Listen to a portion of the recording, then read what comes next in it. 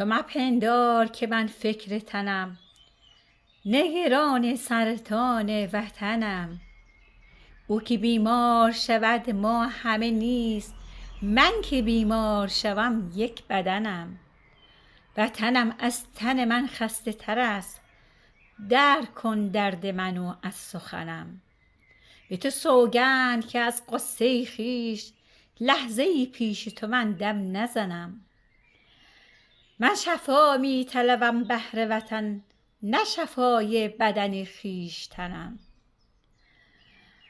تقدیم عزیزان، مادر دیگه، مادر که حالش خوب باشه همه بچه ها حالشون خوبه. دوستای عزیزم، این شعر از مجتبی کاشانی که خود سرطان معده داشت، در حال مرگ بود، اینو سروده. چقدر وطن پرست بوده، همه ازش یاد بگیریم، یادش گرامی روحی.